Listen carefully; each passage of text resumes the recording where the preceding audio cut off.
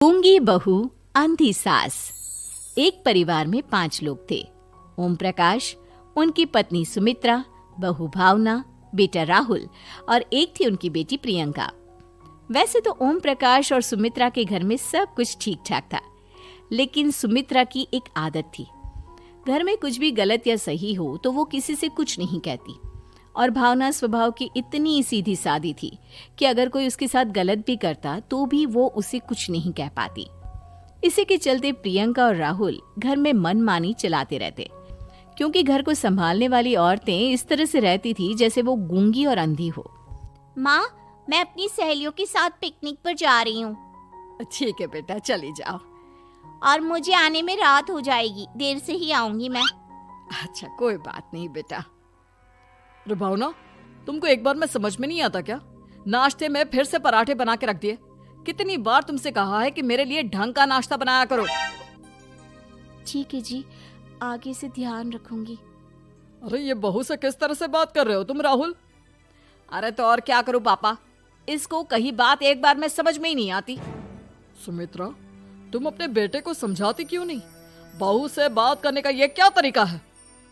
अरे जिसकी जैसी मर्जी आए करो, मुझे क्या। भावना बेटा, तुम भी तो कभी कुछ कहा करो। इस तरह क्यों सबकी बातें सुनती रहती हो?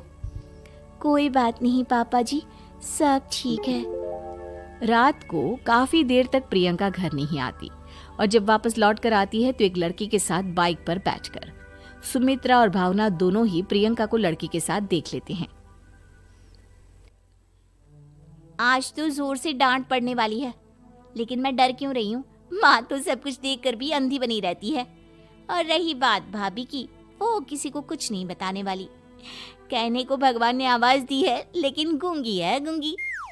अरे प्रियंका बेटा, इतनी रात को कॉलेज से लौट कर आ रही हो? कहाँ गई थी तुम? पापा, वो सहेली के घर पर थी, पढ़ाई करने के लिए रुक गई थी। अच्छा, ठीक है, जाओ अपने कमरे में जाओ और सो जाओ। सुमित्रा ने अपनी बेटी को एक लड़की के साथ इतनी रात को आते देखकर भी उससे कुछ नहीं कहा और भावना ने भी इस बारे में किसी से कोई बात नहीं की। कुछ दिनों के बाद मामा जी का फोन आया था। उन्होंने प्रियंका के लिए कोई रिश्ता ढूंढा है। लड़के वाले उसे देखने आ रहे हैं। अरे मुझे नहीं करनी शादी वादी, किसी लड़की को बुलाने की कोई जरूरत नहीं है। ये तुम क्या कर रही हो प्रियंका बेटा? तुम्हारी शादी की उम्र हो चली है और तुम्हारे मामा जी ने बहुत अच्छा रिश्ता बताया है। पापा, अब जिद क्यों कर रहे हैं? और आप क्यों मेरी मर्जी के खिलाफ शादी कराना चाहते हैं? अरे माँ, इसको समझाइए ना। आपकी बेटी, आप तो बस चुपचाप सब कुछ होते हुए भी देखती रहती हैं। अरे तो क्या कहूँ, और मेरे कहने से क्या हो जाएगा? वैसे भी गलत क्या हो रहा है, सब कुछ सही तो है। भावना बहू, देखो तो प्रियंका हमारी बात नहीं समझेगी, लेकिन वो तुम्हारी हम उम्र है। क्या पता तुम्हारे कहने से उसे कुछ समझ में आ जाए। नहीं पापा जी, मेरे कहने से कुछ नहीं होगा। मैं प्रियंका को कैसे समझा सकती हूँ? वो ननद है मेरी, कहीं मेरी किसी बात का बुरा मान गई तो? सुमित्रा और भावना में से कोई भी प्रियंका को कुछ नहीं समझाता। इस बात से राहुल और ओम प्रकाश जी दोनों ही परेशान हो जाते हैं। और फिर जब लड़का प्रियंका को देखने के लिए आता है, मुझे आपकी बेटी बहुत पसंद है, मैं उसके साथ शादी करने के लिए तैयार हूँ।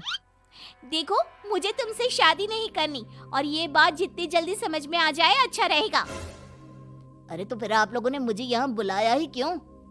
माफ कर दो बेटा, वो हमारी बेटी जरा गुस्से में है, हम उसे समझाने की कोशिश करते हैं।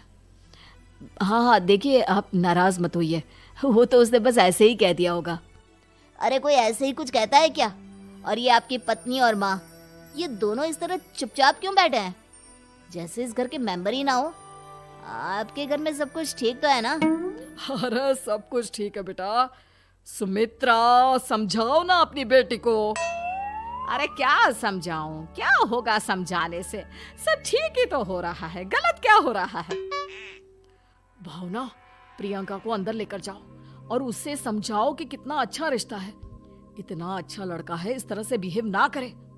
नहीं जी, मैं किसी से कुछ नहीं कह सकती जी। अरे अजीब परिवार है, मुझे तो यहाँ से निकलना पड़ेगा। इस तरह से तो आपकी बेटी की शादी किसी से नहीं हो सकती। जिसके घर की औरतें गूंगी और अंधी बनकर बैठ जाए उस घर का कुछ नहीं हो सकता।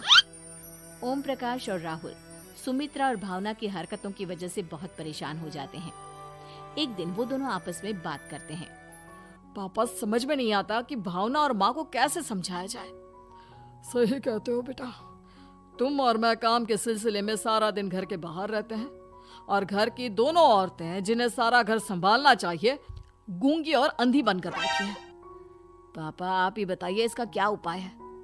मेरी तो कुछ समझ में नहीं आता बेटा, लेकिन हमें कुछ तो करना पड़ेगा क्योंकि इन सब की वजह से प्रियंका बहुत ज्यादा बिगड़ती जा रही है। तुमने देखा उसे किस तरह से बिहेव किया था। अरे लेकिन पापा हम करेंगे क्या? हमें एक नाटक करना होगा। कुछ दिनों के लिए हम भी गूंगे और बहरे बन जाते हैं, उसके बाद इन दोनों औरतों को अकल आएगी। हाँ पापा, शायद आपकी बात ठीक है। हम दोनों हर बार बात को संभाल लेते हैं और इसी वजह से माँ और भावना कुछ भी करने की कोशिश ही नहीं करते। और फिर अगले दिन, भावना, नाश्ते में क्या बनाया है? जी पराठे बनाए हैं। मेरे लिए पोहा बना दो। अच्छा जी ठीक है, अभी बना देती हूँ जी। बहू, नाश्ते में क्या बनाया है? पापा जी पराठे हैं और पोहे बन रहे हैं। अरे बहू, मुझे तो उपमा खाने का मन था, मेरे लिए उपमा बना दो। ठीक है पापा जी, अभी बना देती हूँ। भाभी जल्दी से जरा मेरा कॉलेज का टिफिन तो पैक कर देना। और सुनो, मुझे ना भिंडी की सब्जी खाने का मन है। सुमित्रा चुपचाप बैठी बैठी सब कुछ देख रही थी। उसने किसी से कुछ भी नहीं कहा और ये देखकर भावना को मन ही मन गुस्सा आ रहा था, लेकिन वो किसी से कुछ नहीं कह रही थी। उसे लग रहा था कि ओम प्रकाश जी जो हमेशा उसकी साइड लेते थे वो भी आज चुपचाप बैठे हुए थे। शाम के वक्त प्रियंका अपने बहुत सारे दोस्तों को लेकर घर आती है और उधर दूसरी तरफ से राहुल भी अपने ऑफिस के दोस्तों को लेकर घर आ जाता है। प्रियंका अपने कमरे में तेज म्यूजिक चलाकर डांस करती है और राहुल अपने दोस्तों के साथ बैठकर जोर जोर से हंस रहा था। प्रियंका और राहुल मिलकर पूरे घर को अस्त व्यस्त कर देते हैं, लेकिन भावना उनसे कोई शिकायत नहीं करती और सुमित्रा जी भी चुपचाप बैठी रहती है। लेकिन भावना और सुमित्रा के अंदर का गुस्सा धीरे धीरे बढ़ रहा था। फिर रात को ओम प्रकाश और राहुल एक दूसरे से बातें करते हैं। पापा, हमने इतना कुछ किया फिर भी भावना कुछ बोलती ही नहीं और माँ भी कुछ गलत करने से किसी को रोकती ही नहीं। तुम चिंता मत करो बेटा, इन दोनों के अंदर का गुस्सा भर रहा है और बहुत जल्दी बाहर आने वाला है। अगले दिन, अरे बहू, ये कपड़े धुले हैं या गंदे हैं? पापा जी कपड़े तो मैंने धोकर ही आपकी अलमारी में रखे थे। मुझे तो साफ नहीं लग रहे, एक बार और धो देना। प्रियंका, मैं सोच रहा था कि तुम्हें उस लड़के से शादी नहीं करनी है ना, मत करो। एक काम करो, वैसे भी क्या रखा है शादी वादी में, तुम्हें जो लड़का पसंद है उसके साथ जाकर कोर्ट मैरिज कर लो। इस बार ओम प्रकाश और राहुल की बात सुनकर भावना और सुमित्रा के अंदर का गुस्सा जाग उठता है।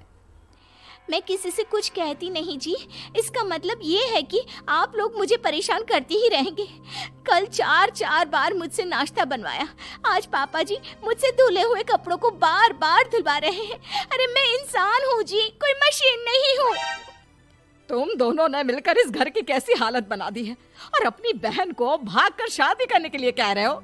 तुम भाई हो या दुश्मन? ओम प्रकाश और राहुल जोर जोर से हंसने लगते हैं। अरे इसमें हंसने की क्या बात है? हम लोग यहाँ इतने परेशान हो रहे हैं जी, तुम लोगों को ऐसी हरकत करने के बाद भी हंसी आ रही है।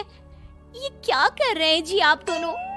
यही तो हम चाहते थे कि सुमित्रा तुम अंधी होकर ना बैठी रहो। घर में कुछ भी गलत हो तो उसे रोकने की कोशिश करो। और भावना, तुम अपने साथ हो रहे गलत व्यवहार पर भी कभी मुंह नहीं खोलती। ये सही बात नहीं है। मैं चाहता था कि तुम्हारी भी जुबान खुले, तुम गलत बात का विरोध करो। गूंगी बहू और अंधी सास की ये जोड़ी इस घर में अब नहीं चलेगी।